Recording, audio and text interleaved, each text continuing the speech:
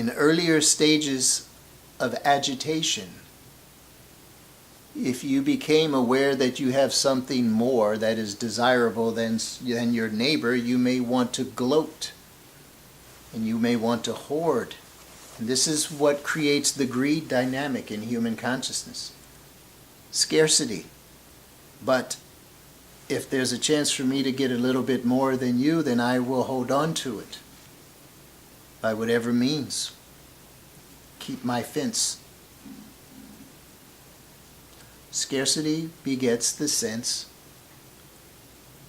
of the denial of intimacy and the hoarding and the greed. Yet, stillness, which leads to clarity, which leads to expanded capacity, does not beget hoarding. It does not beget greed. What it begets is compassion. Instead of feeling superior that you recognize you have such greater capacity than another, you feel instead compassion for another. And compassion grows as the natural extension of this great capacity. And generosity grows as the natural expression of compassion. And mercy comes forth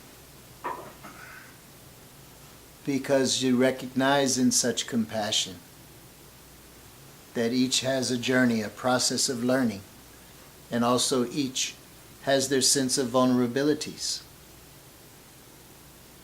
And you allow them even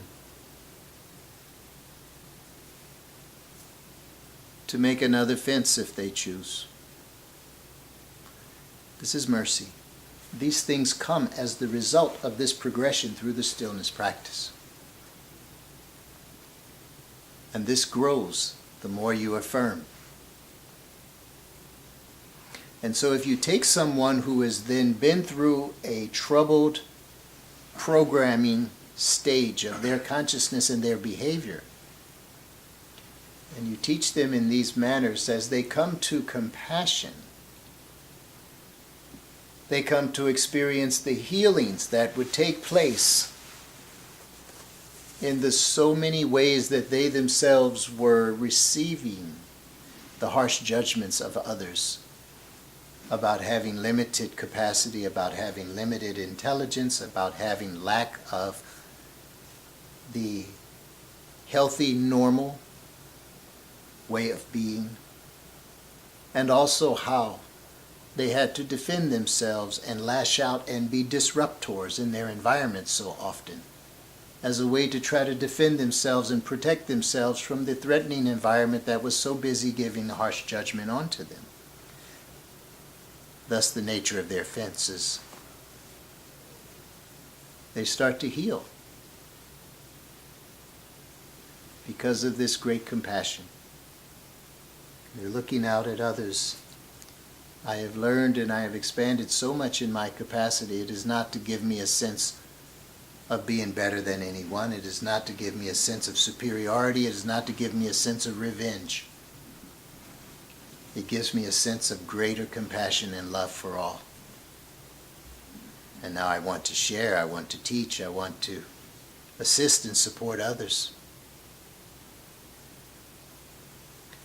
And as this becomes their internal mode, they begin to move into stage 7, is wisdom.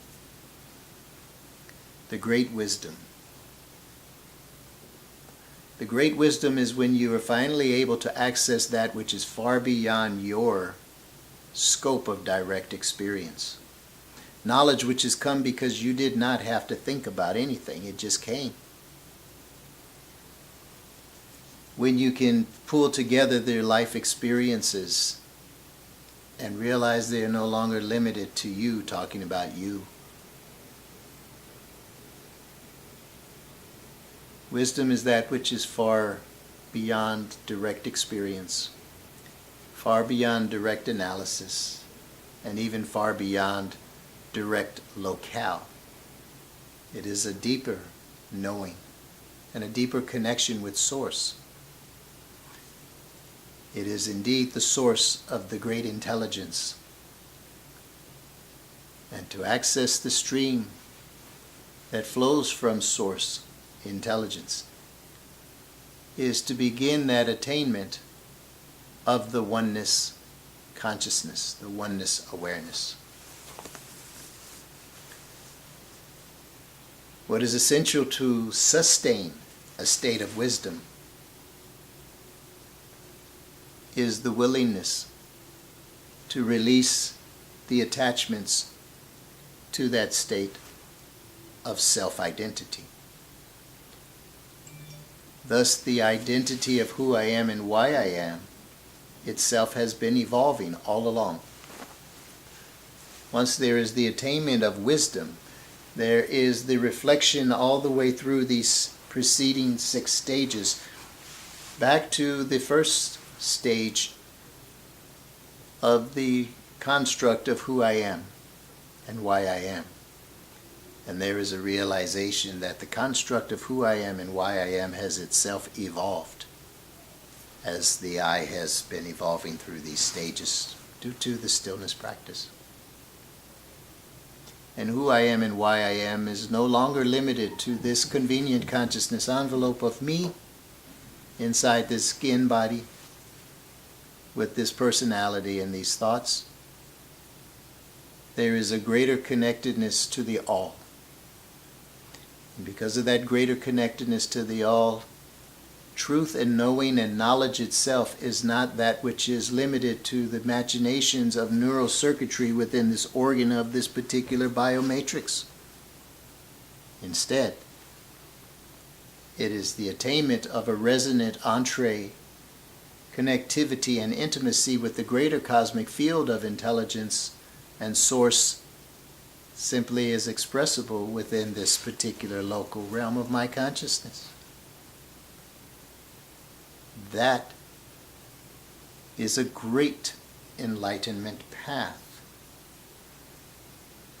It's much more easily taught when you're dealing with folks who don't have the heebie-jeebies and don't have those impulses to keep moving fast and shift around, and who haven't been so psychically wounded that they've been stigmatized by their parents and the school system and the doctors to be considered as being of inferior or disoriented or damaged intelligence and focus capacity. Instead, you have given them an opportunity to learn and to grow and to evolve along these 7 stages of stillness, still to the attainment of wisdom, without having denied their practice, without having denied the way that they are wired and structured, so to speak, in their neurologic functioning.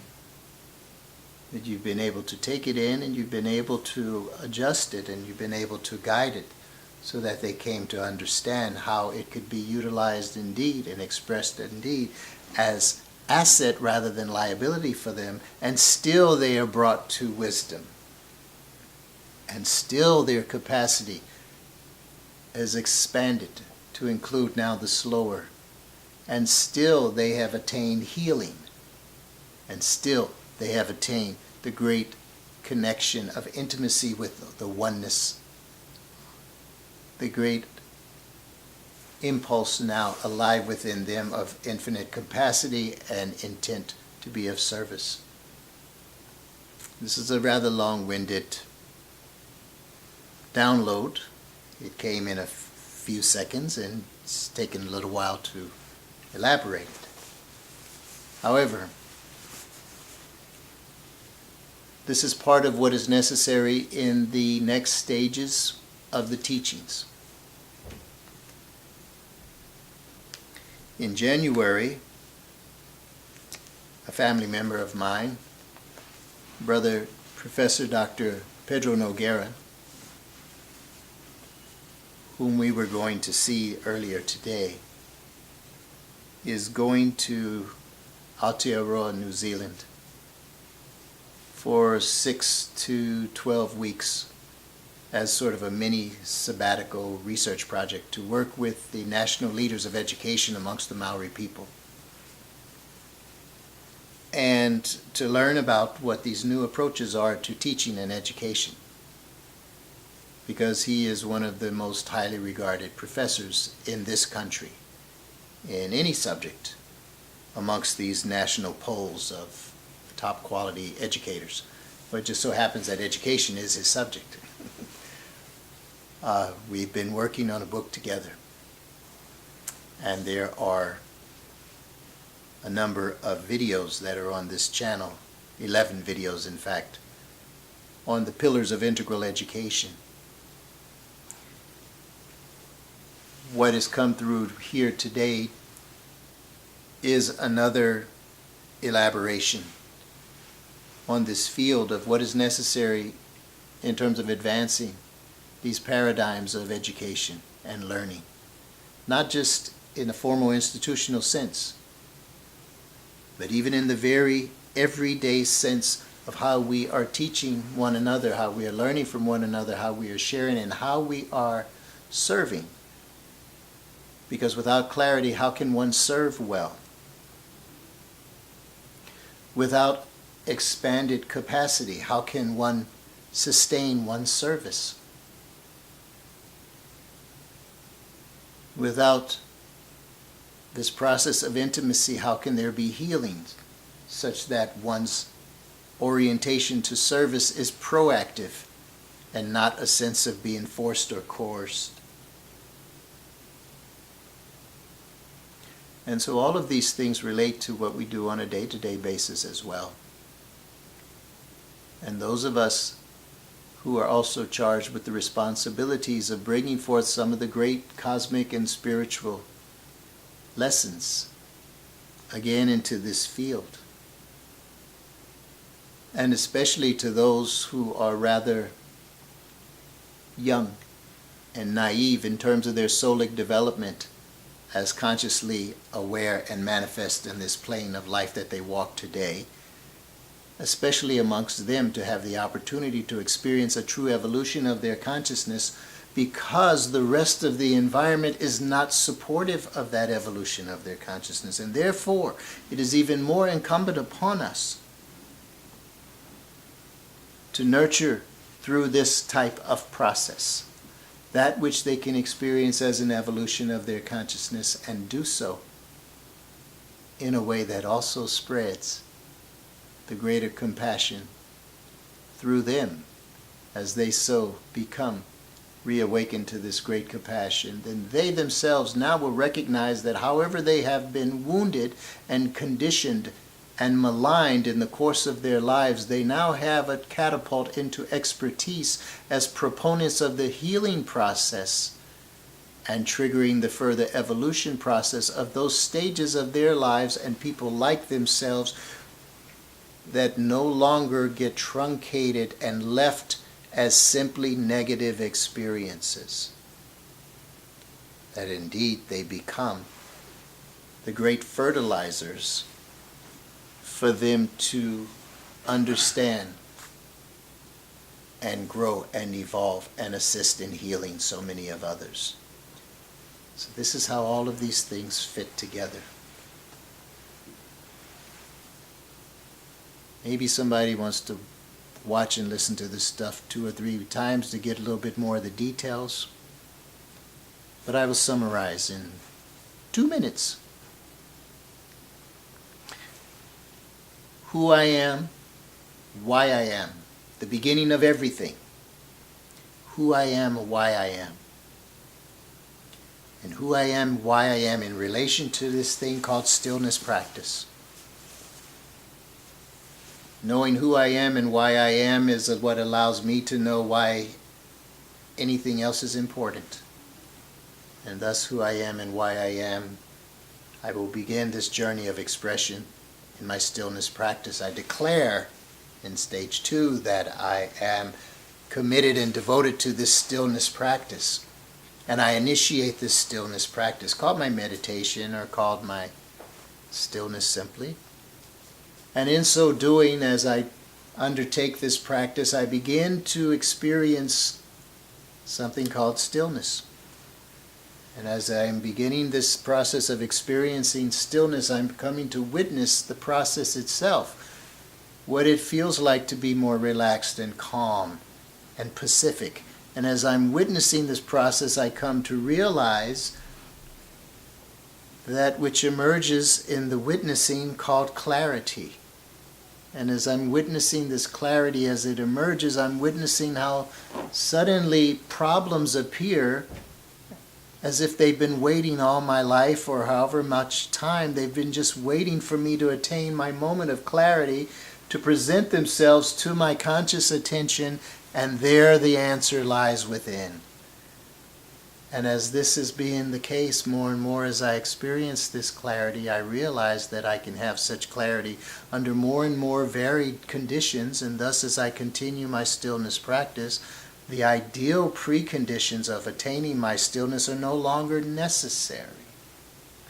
I can attain my stillness under many, many, many, many different conditions, and as I do so, I'm attaining more and more and more and more clarity, and this is so wonderful. And as it is so wonderful, I realize that such is my primary nature, not my secondary nature. And I'm realizing in my primary nature of clarity, therefore, I can approach any circumstance and any situation with my internal stillness. And now I have found peace within myself. And as I have found peace within myself, even the chaotic external world around me, I carry my peace with me. And as I carry my peace with me, my capacity to be a presence and influence of stillness and peace is expanding. And as it is expanding, it is affecting more and more others. And it is also becoming more and more evident in my clarity that I have such greater capacity than those around me. All I can feel for them is great compassion.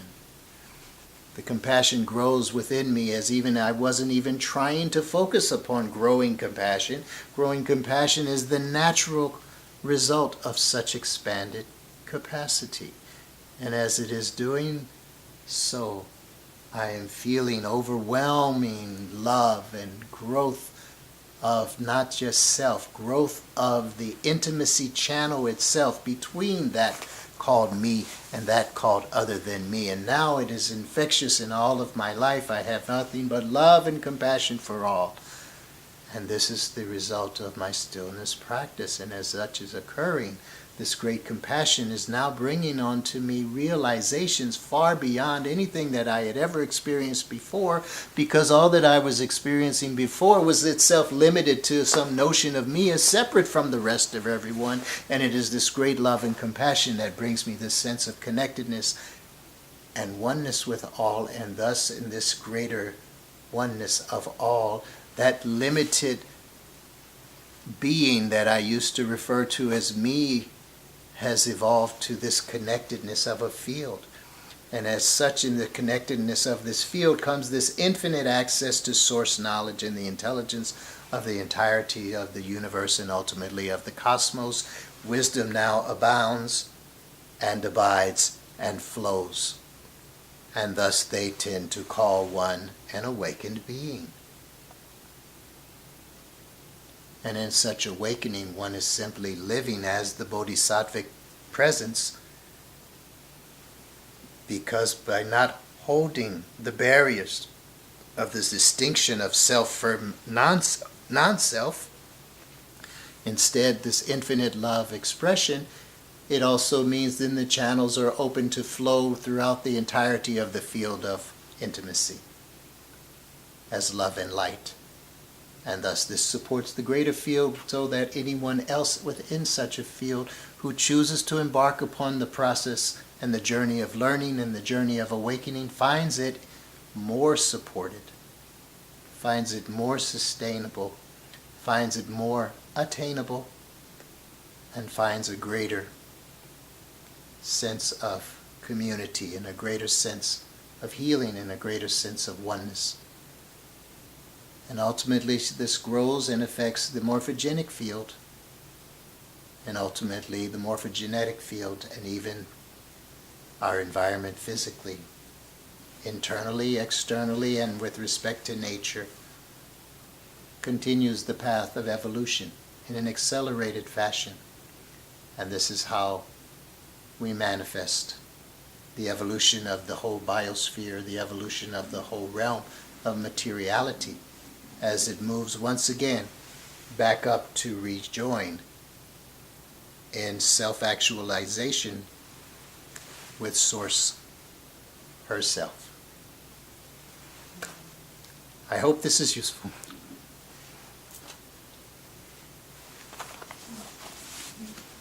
Thank you.